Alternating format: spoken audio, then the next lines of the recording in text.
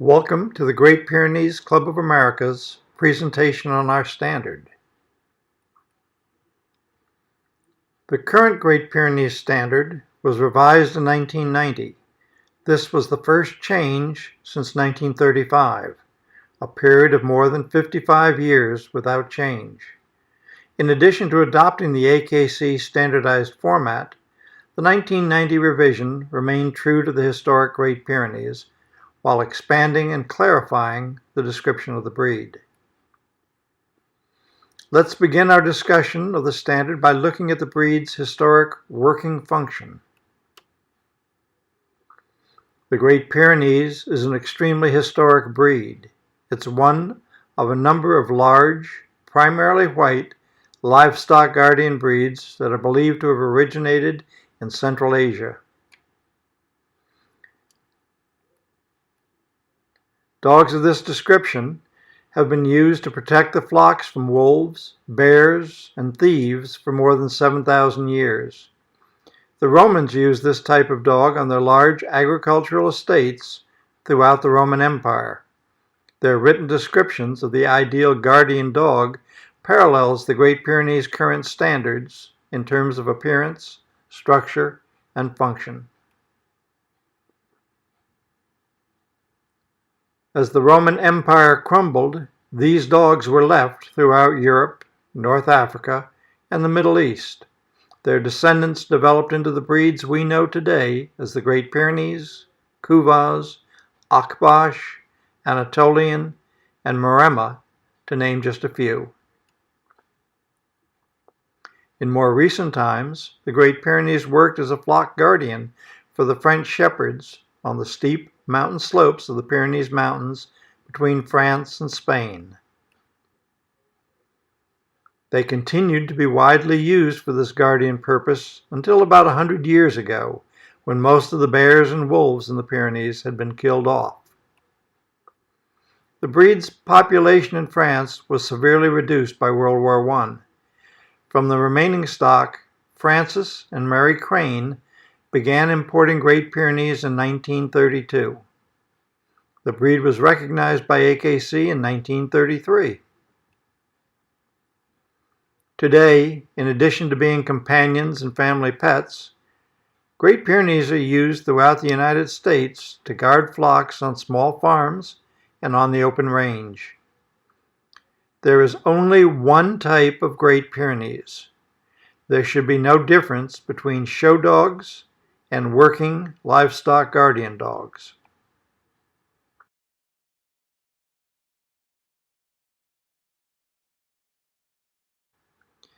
This is a flock of sheep grazing high up in a Pyrenean mountains meadow.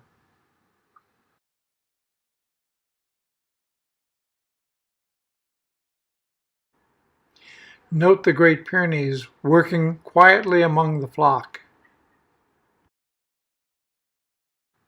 The Great Pyrenees works quietly and independently within its flock as it assists the shepherd. The peer's job is to protect the flock from all types of predators.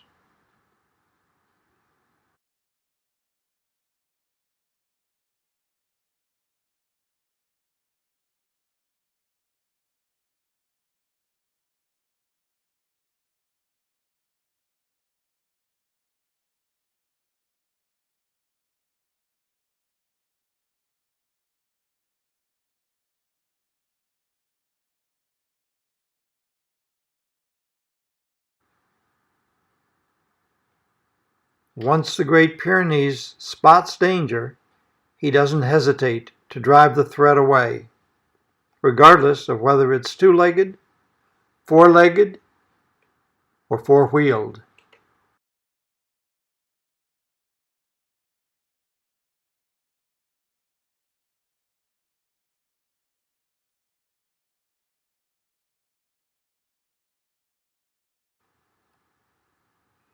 One of the questions that you will want to ask yourself as you evaluate our breed is whether your entries are capable of performing their centuries-old task of guarding the flocks from predators in all kinds of terrain and in all kinds of weather.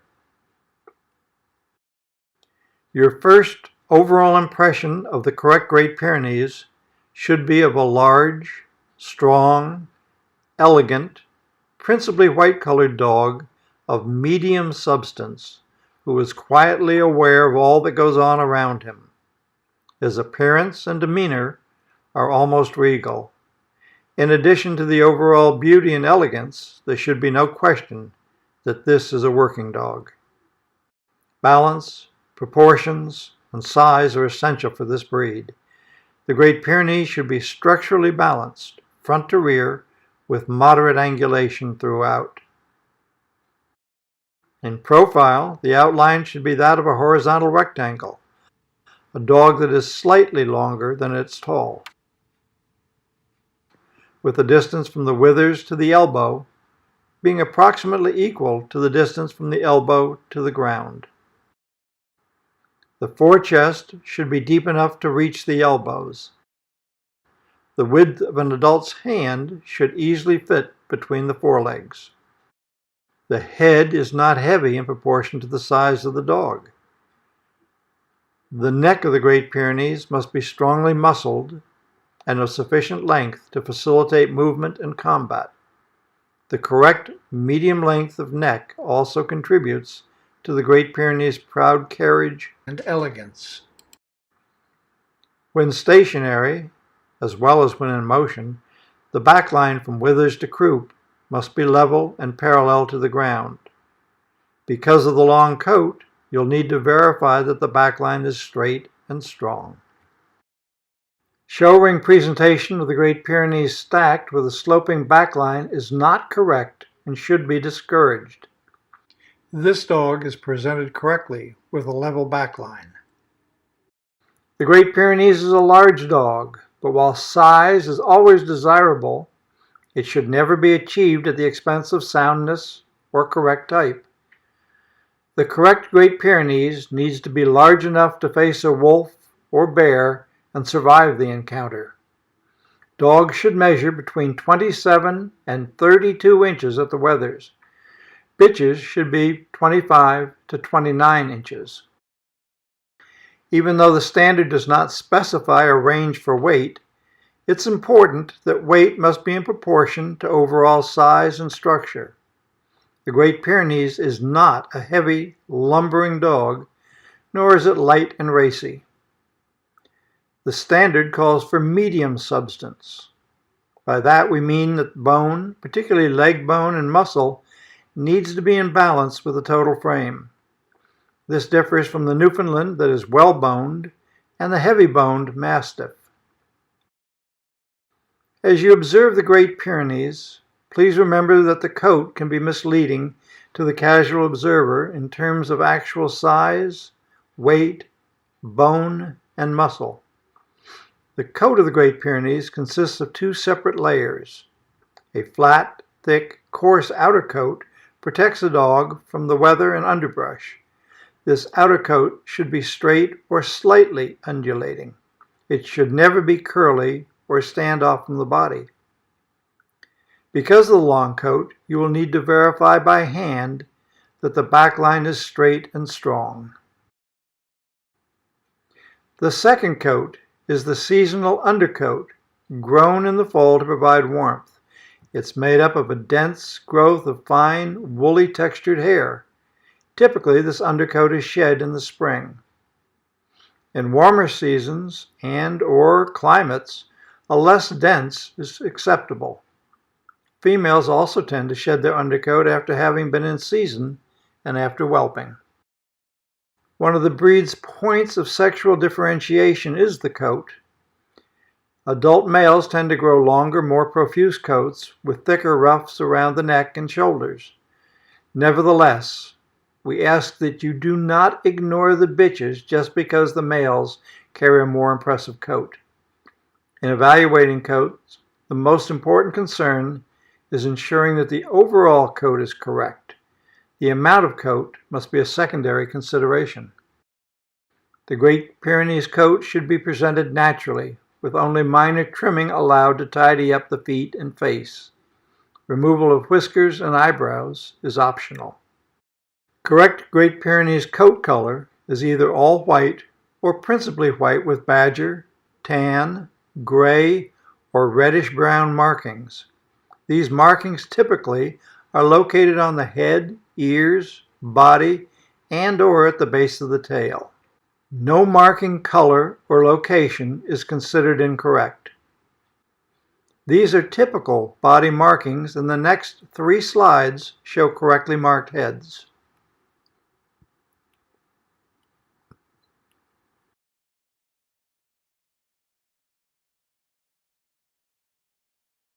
Attention must be employed when evaluating dogs with strong head markings. As you can see in these drawings, a full face mask can sometimes distort the visual perception of the actual shape of the head. These 3 heads are exactly the same, and any appearance of difference is caused by the markings. Marked dogs and bitches are felt to be essential to a sound breeding program because they help maintain good pigmentation in the breed. Usually, most of the markings are exhibited on the outer coat, and most undercoats are white. However, some dogs, like the one in this photograph, also exhibit a gray or shaded undercoat, which can cause the top coat to appear to be less than brilliant white. While no preference is given to marked or unmarked coat colorings, it must be remembered that the Great Pyrenees is a principally white dog. When the outer coat markings cover more than 1/3 of the body, they're considered to be a fault. However, before you fault a dog, be sure you evaluate the entire dog for excessive outer coat markings. This is the other side of the heavily marked dog in the previous slide. Occasionally, you will find individuals with markings that are red. This redhead has freckling, which is not unusual for a dog with red markings. This dog shows red markings on the head, body, and at the base of the tail. This is an all-white dog, another acceptable color. Another acceptable color. The Great Pyrenees is a breed of moderation and balance. Angulated but not over-angulated. Medium substance, but neither too much bone nor too little. Sufficient size and weight to enable it to perform the role of guardian of its flock. Enough coat to provide protection from weather and adversaries, but not so profuse that it tangles and gets caught up in the underbrush. All the elements must be in balance. As you move to the front of the Great Pyrenees, what becomes apparent is the regal beauty of the head. This beauty comes from the soft, smooth transitions, the absence of an apparent stop, the balanced proportions of the front and rear skull, and from the unique, quiet confidence reflected in the eye. The shape of the skull, as viewed from above, is wedge-shaped with sufficient fill under the eyes to produce an almost straight line running from the ear to the tip of the nose. The drawing on the right shows the correct wedge-shaped head with sufficient fill under the eyes. The length of the muzzle, from the tip of the nose to the stop, should be approximately equal to the length of the skull, stop to occiput, and also approximately equal to the breadth of the back skull measured between the ears. These 2 drawings show the correctly proportioned skull. Too short a muzzle tends to give a common appearance and spoils the elegant beauty of the breed. A long muzzle without adequate back skull width and depth is equally incorrect, as it makes the head look narrow and snipey. The drawings of the male on the left and the female on the right are considered to be ideal. Probably the single phrase in the Great Pyrenees Standard that causes the most question among newcomers to the breed is the statement that there is no apparent stop. Yet this key description of the correct skull remains unchanged since the original U.S. Standard of 1933. The drawing on the left shows the proper amount of stop. The dog on the right demonstrates an incorrect head. There's too much stop and the muzzle's too short. These 2 problems often go together. When we look at this head in profile, we can see that the plane of the top skull is not parallel with the plane of the muzzle.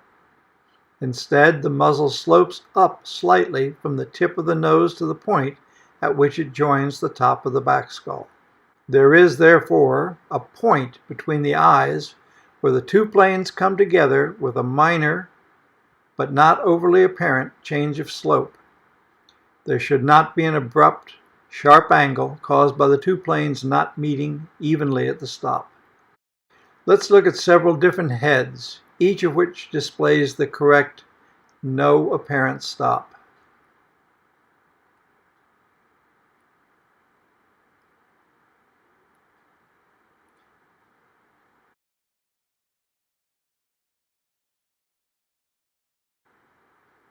The key to understanding this phrase is the word apparent.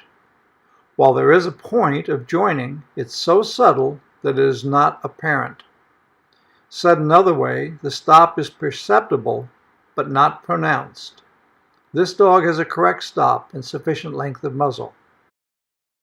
In addition to too much stop, the beauty of the Pyrenean head can be destroyed by too much rear skull above the eyes.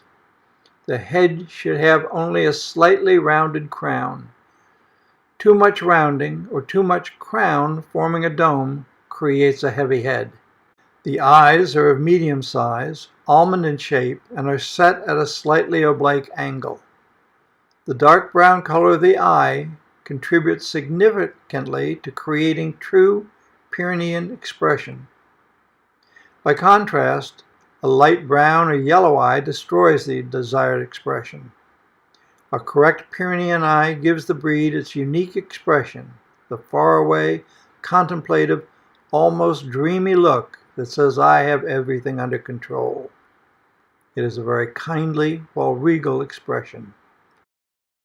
The hair on the face and ears is shorter and finer, giving the head a soft, smooth appearance. Typically, there's a line running from the outer corner of the eye toward the ear caused by the meeting of the hairs of the upper and lower face. The Great Pyrenees ears are set on at eye level. They are of small to medium size and are carried low, flat, and close to the head, almost disappearing from view by blending into the fur of the neck and ruff. To assess the true beauty and correct expression of the Great Pyrenees head and eye, the dog must be relaxed, with its ears low in their natural position. Therefore, judges are discouraged from whistling or shaking keys to try to make the Great Pyrenees alert. When you check the dog's bite, please remember that scissors and level bites are both acceptable, though the scissor is preferred. We encourage judges to ask the exhibitor to show the bite. An examination of full dentition is not appropriate for our breed. This photograph shows a typical mouth of an older dog. Receding central lower incisors are common and should not be faulted. The lips of the Great Pyrenees must be tight, with the upper lip fitting snugly just over the lower lip, but not overlapping the bottom jaw. Pigmentation is very important. Lips, nose, and eye rims must be unbroken black. Correct head and expression are essential to the breed. To be typical, the Great Pyrenees head must be an elegant, molded wedge with smooth, soft transitions, almost as if an artist had formed it from soft clay. It should not have sharp, abrupt, chiseled angles that would be more appropriate of the Couvas. There must also be a material difference between the profile of the correct Great Pyrenees and the St. Bernard and the Newfoundland. Having completed our evaluation of the head, it's time to use our hands to get under the coat and feel how the dog is really put together. The well-groomed coat can hide a lot of faults. Therefore, the only way to see if a dog is structurally capable of fulfilling its historic function is to get your hands inside the coat. This is a breed of moderation, as can be seen in the dog's breadth of back, spring of ribs, and moderately broad chest. The shoulder blades should be fairly close together at the withers, with a gap of about 2 finger widths, and lies snugly against the rib cage. Its shoulders are well laid back, joining the upper arm at an angle which visually approximates 90 degrees. The length of the shoulder blade and the upper arm are approximately equal. The forelegs are directly beneath the withers. The forechest development should be verified by hand, since a full coat or ruff can give the impression of more body than actually exists. Well-muscled shoulders and strong, flexible pasterns allow the Great Pyrenees to absorb shock as it descends steep slopes. The feet are close cupped like a cat's to maximize endurance and minimize injury. As your hands travel to the rear of the dog, the key consideration is that the hindquarters must be in balance with the forequarters. In other words, the angles of the joints in the forequarters and the hindquarters should appear to be nearly equal. The croup slopes gently down from the level back line, with the tail set on just below the level of the back. Normally, the tail is carried low in repose. It should hang down so that the last bone of the tail reaches at least to the hock. Near the end of the tail, it's not unusual, nor is it incorrect, to find a kink, or shepherd's crook, which leaves one or two bones angle away from the straight tail alignment. The shepherd's crook is an historic breed characteristic and, when present, must not be faulted. When in motion, the tail may be carried either over the back in an open wheel or low. Both carriages are equally correct. No preference should be given to one over the other. When you are judging, you should discourage handlers from lifting the tail into a wheel before moving the dog. Breeders don't really care what their peers do with their tails. We just care that they have one. The length of the upper and lower thighs should be equal, and there should be moderate angulation at both the stifle and the hock joints. When the Great Pyrenees stands naturally, its rear pasterns should be perpendicular to the ground. It's neither unusual nor incorrect to find a Great Pyrenees whose rear feet toe out slightly, like this dog. This toeing out is a function of the way in which the foot is attached to the leg and is different from the faulty cowhock rear, where the hock joints twist together, breaking the straight flow of the bones. Inside each rear leg are located double dew claws. While these dew claws do not serve a recognized function, they are a traditional symbol of breed purity. Please be sure that you show respect for our breed by bending down to verify the presence of double dew claws with your hand.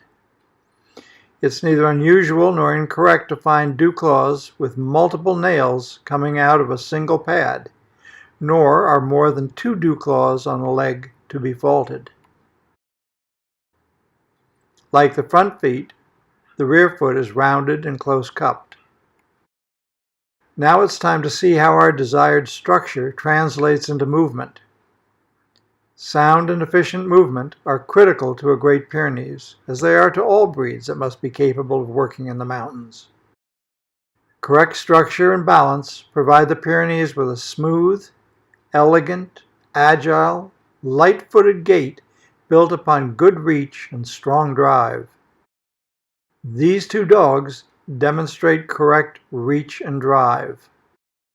This efficient movement allows the Great Pyrenees to work within the flock using a quiet and flowing movement, as well as climb the mountains with agility, effortlessly patrolling around the perimeter of the flock at a sustained trot, and, when needed, covering short distances at great speed. The Great Pyrenees is an elegant dog that moves smoothly and efficiently.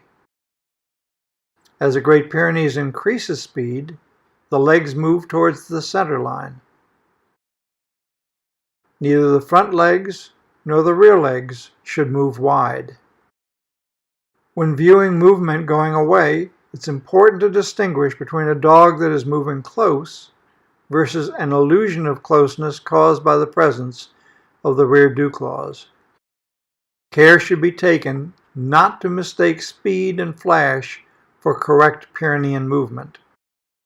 Ease and efficiency of movement are always more important than speed and flash. The temperament section of our standard is printed in bold type because it's absolutely essential that all Great Pyrenees must be totally stable, confident, and gentle. First and foremost, the Great Pyrenees is a guardian, trusted to work independently with a flock or to live at home with its family, distinguishing between those situations calling for action and those offering no threat. The show ring is not a situation that should threaten the Great Pyrenees. Therefore, any sign of excessive shyness, nervousness, or aggression towards humans must not be tolerated. In the show ring, a Great Pyrenees' general demeanor should be one of quiet composure, both patient and tolerant. He's perceptive enough to know that the proceedings within the show ring are not a threat, and he's therefore at confident ease. Bred to think for themselves and to work on their own, most Pyrenees are generally unresponsive to bait. Please do not expect the Great Pyrenees to free bait. Finally, and most importantly, we hope that you will enjoy judging our Great Pyrenees. Let's close the presentation by sitting back and enjoying a montage of correct Great Pyrenees.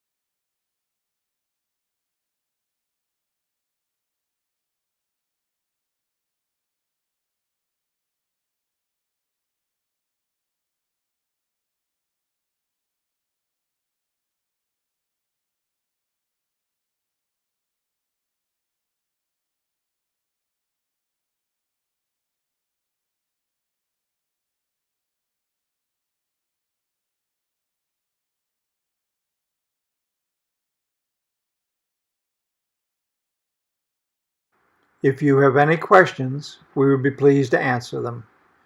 And thank you for watching this presentation on the Great Pyrenees Standard.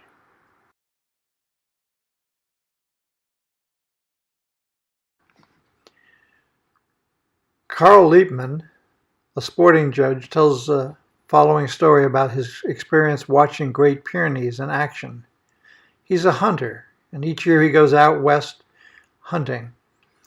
One day as they were leaving the lodge, driving out to where they were going to go after the birds, they passed a flock of sheep being guarded by a single Great Pyrenees. The guide was unimpressed with the Pyrenees' actions because the Pyrenees was laying down atop a small knoll on his stomach with his paws crossed in front of him and his head down on his paws. The guide said, "What a worthless dog that is. He's not even doing anything." Carl said, "Oh yes, he is. He's on guard." And the guide just laughed. They drove on, did their day of hunting, and on the way back they came back towards this same flock, and again the Great Pyrenees was still on a knoll, laying down with its paws crossed and its head down. And as they watched for a second, they saw a coyote approaching the outskirts of the flock. And Carl said, "Pull up, let's watch." Guide said, "Nothing's going to happen here except we're going to lose his sheep." Carl said, "Let's watch." And sure enough, as the coyote approached the flock, all of a sudden, as it got within about 50 yards of the flock near a sheep, there was a blur of white, and that Pyrenees came off the knoll, shot across the land, slammed into that coyote, knocking it head over heels. The coyote took off across the plains going away. The Pyrenees turned, walked back to his knoll, lay down, crossed his paws, put his head back down, still on guard. Carl said, "I told you,